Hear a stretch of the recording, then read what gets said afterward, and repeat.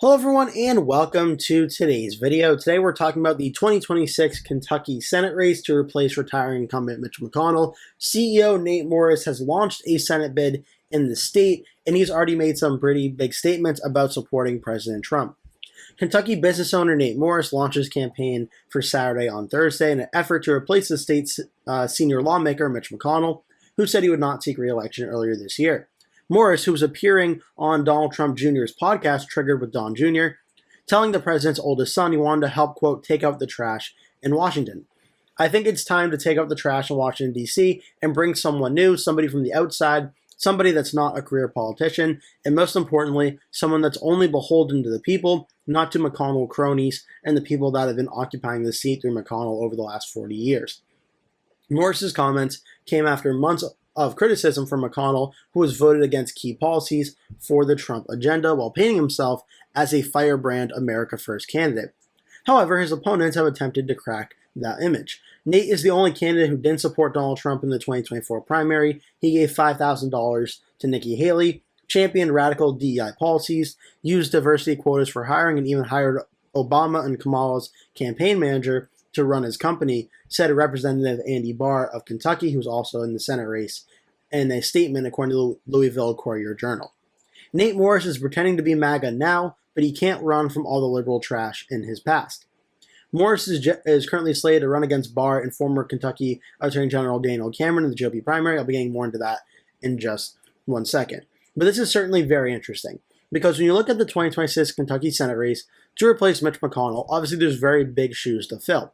And it's worth noting that President Trump and Mitch McConnell have certainly had their spats a lot over the last few years or so, and they really don't like each other. And I'm sure President Trump really wants a senator from Kentucky that's going to be very loyal to him and won't essentially be a Mitch McConnell 2.0. And that's going to weigh very heavily on Trump as he monitors this primary. It's also worth noting Kentucky may be getting some heightened attention from President Trump in 2026, as President Trump is also keeping an eye on the House race in the 4th District with Representative Thomas Massie, as President Trump is trying to primary him out and have a more MAGA candidate that's more loyal to President Trump. Trump may also be weighing in closely on the Senate race as he's looking to have more MAGA Republicans come out of the state. That is a possibility as well. So for this Senate race, right now, U.S. Representative Andy Barr is in this race, as well as former Kentucky Attorney General Daniel Cameron, who was endorsed by President Trump for the governor's race against Andy Beshear in 2023. Michael Fairs, a helicopter maintenance business owner, and now Nate Morris, a business conglomerate owner. Two other Republicans who are not too well known, Wendy Kennedy and Jacob Trimble, have filed paperwork to run. Another Republican that's expressed interest is Scott Jennings, the political strategist who often you'll see on CNN as the one or two Republicans on the panel. He's expressed interest in running as well, and there were some reports that he even discussed the possibility of running with President Trump. I believe it was at an event or so where he did that. Three other Republicans who could run are Kelly Craft, the former U.S. ambassador to the UN under President Trump, Brian Quarles, president of Kentucky Community and Technical College System, and Robert Stivers, president of the Kentucky Senate from 2013 to president. A handful of Republicans are already ruled out running, including Thomas Massie. The only notable endorsements thus far is Representative Andy Barr has the endorsement of Hal Rogers, Steve Scalise, Elise Stefanik, and from individual Riley Gaines, as well as some other state senators and state representatives in Kentucky. Right now, Andy Barr has a big advantage for money. He has about $5.3 million cash on hand, which in a primary like this is certainly very notable. However, the early polling, there hasn't been a lot. There's been 3 polls taken from December of 2024, February, and April of 2025, but all 3 polls show a lot of undecided vote, but Daniel Cameron starting out as the clear leader at this time. Cameron, in the most recent poll from McLaughlin and Associates in April, shows Cameron at 44%. Andy Barr is in second place at 18%. Nate Morris is in third place at 22%. The way I interpret this primary right now, if President Trump stays out of this primary, I think it's more likely than not we see a lot of the undecided votes split between Barr, Cameron, and Morris, and Cameron ends up winning this primary by around 15 to 20% when everything is said and done. Cameron has a very large lead starting out, and I think it will likely stay that way unless President Trump weighs in.